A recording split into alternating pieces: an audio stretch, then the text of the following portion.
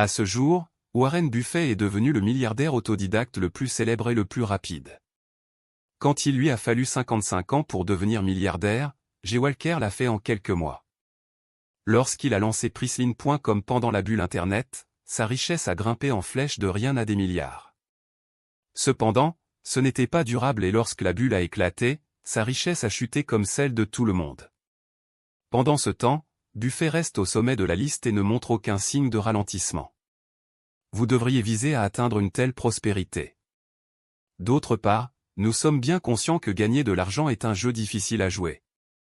C'est une compétence apprise, c'est compétitif et brutal, et si vous ne suivez pas les règles, vous ne réussirez jamais.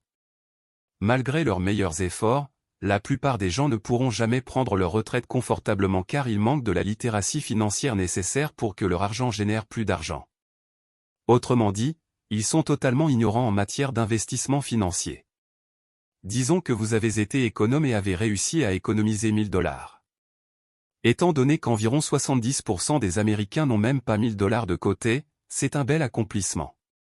Alors disons que vous allez investir cet argent plutôt que de faire des achats inutiles comme de nouveaux gadgets ou des chaussures que vous porterez une fois avant de les ranger pendant des années avant de finalement les jeter. Cependant, le défi est de savoir comment investir ces premiers 1000 $. Dans quel type d'investissement devriez-vous les placer? Comment choisir les actions dans lesquelles investir? Un investissement initial de 1000 $ est-il judicieux?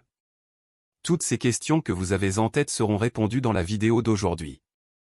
Ceci est The Financial Bridge, et nous allons vous donner des détails sur la façon dont vous pouvez investir vos premiers 1000 $ cette année. Mais avant de commencer, veuillez donner un pouce bleu à cette vidéo et vous abonner à notre chaîne pour rester informé de plus de notre contenu. Revenons maintenant à la vidéo. Commençons par comprendre comment fonctionne l'investissement. Disons que vous avez fait de votre mieux dans votre emploi actuel et avez économisé 300 000 $. Maintenant, vous pourriez choisir soit d'acheter une Ferrari pour afficher votre réussite, soit de mettre cet argent dans une propriété à louer. Au moins 2000 $ vous seront envoyés chaque mois. Il est possible de la vendre et de récupérer votre investissement initial de 2000 $ si vous décidez de ne plus vouloir recevoir le paiement mensuel.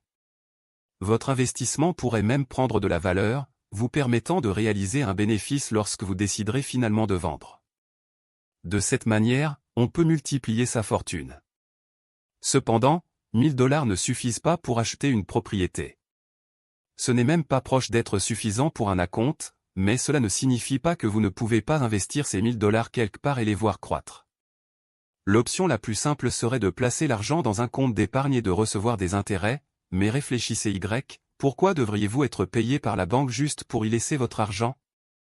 Eh bien, vous voyez, c'est parce que la banque prévoit d'utiliser vos fonds pour accorder des prêts à d'autres clients à un taux d'intérêt plus élevé, une partie des revenus d'intérêt vous étant restitués. C'est essentiellement ainsi que fonctionnent les banques, donc cela ne vaut pas la peine. Le meilleur taux que vous pouvez recevoir est probablement de 0,8%. Cela signifie qu'en un an, vous aurez 8 $ de plus si vous mettez ces 1000 $ dans un compte d'épargne. C'est incroyablement bas, étant donné que la Réserve fédérale vise un taux d'inflation de 2 à 3%, si vous n'obtenez pas au moins cela, vos 1000 $ perdront de leur pouvoir d'achat chaque année. Cependant, pourquoi les taux d'intérêt sur les dépôts sont-ils si bas? Après la pandémie mondiale, la Réserve fédérale a abaissé les taux d'intérêt afin d'encourager les gens à emprunter de l'argent et à le dépenser. Dans un an ou deux, après que nous nous serons remis de cette crise, la Fed augmentera les taux d'intérêt à 1%, 2% ou éventuellement 3%, ce qui entraînera des taux d'intérêt plus élevés pour les comptes d'épargne. Deuxièmement, vous pouvez investir dans des obligations émises par le gouvernement. Pour financer les dépenses publiques, les gouvernements vendent souvent des obligations au grand public. Supposons que le gouvernement doive construire une école mais qu'il ne dispose pas des fonds nécessaires pour le faire. Dans ce cas, il pourrait émettre une reconnaissance de dette ou des services publics appartenant aux investisseurs, un titre qui indique que le gouvernement doit au détenteur du titre le montant d'argent indiqué, plus les intérêts. Il est évident que c'est une simplification excessive, mais l'idée essentielle demeure.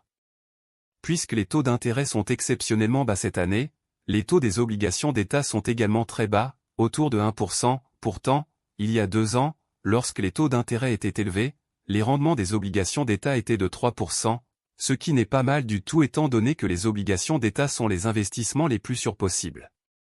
Tout l'argent prêté au gouvernement fédéral comporte un risque de non-paiement, mais quelle est la probabilité que cela se produise? Il pourrait être nécessaire que l'ensemble de l'économie américaine s'effondre avant que le gouvernement américain puisse déclarer faillite. À la lumière de cela, investir dans des obligations américaines est généralement considéré comme l'une des options les plus sûres disponibles. Cependant, si vous recherchez un rendement plus élevé, disons 10%, 20% ou 30%, vous devriez vous tourner vers le marché boursier.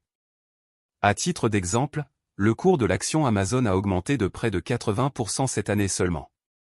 Avec cette augmentation, le cours de l'action Google a bondi d'environ 30%. Une augmentation de 721% a été observée dans les actions Tesla. Oui, vous avez bien entendu. Une augmentation massive de 721%. Si vous pouvez obtenir un rendement de 5% sur votre investissement en bourse, pourquoi envisageriez-vous de mettre votre argent ailleurs? C'est risqué, bien sûr. Les obligations d'État, par exemple, sont des investissements relativement sûrs. En vérité, il y a un risque négligeable impliqué. Cependant, en ce qui concerne des entreprises spécifiques, il existe toujours la possibilité que l'entreprise s'effondre, qu'elle annonce des résultats décevants, ou qu'un certain nombre d'autres événements négatifs fassent chuter le cours de l'action. Il y a une augmentation du risque ainsi que du potentiel de plus grandes récompenses parce que l'entreprise pourrait proposer un produit qui ne serait pas bien reçu par le public. Bien que la probabilité d'échec d'Apple soit bien inférieure à celle de Tesla, cette dernière a beaucoup plus d'opportunités d'expansion qu'Apple, c'est pourquoi elle a augmenté de 721% cette année alors qu'Apple a augmenté de seulement 70%. Vous devez décider vous-même du degré de risque que vous pouvez gérer avant de perdre la tête. Si vous en êtes à vos derniers $1000 et que prendre un risque n'est pas une option, il peut être prudent de ne pas le faire. Par conséquent, investir dans un indice est une stratégie pour réduire le risque du marché boursier.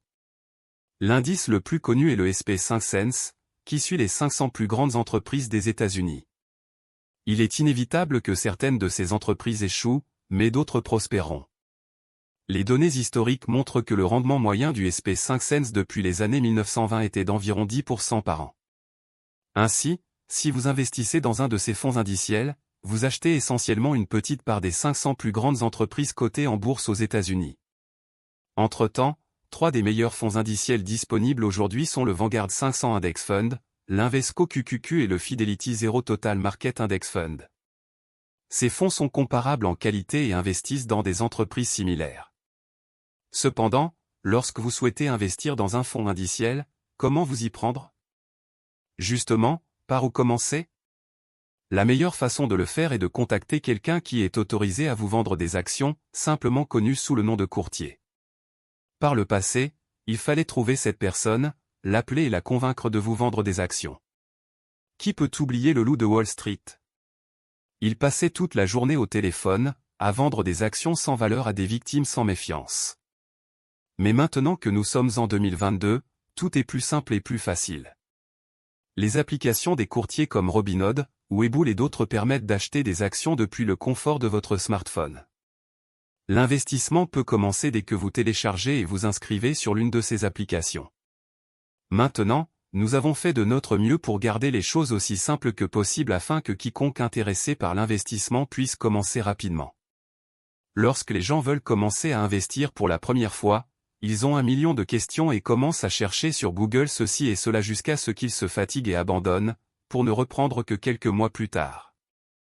De plus, nous espérons que cette vidéo vous a aidé, et si vous avez aimé notre contenu, autant nous donner un like et si c'est votre première fois ici, appuyez sur le bouton s'abonner, ainsi que sur la cloche à côté. Merci encore d'avoir regardé et nous vous verrons dans notre prochaine vidéo.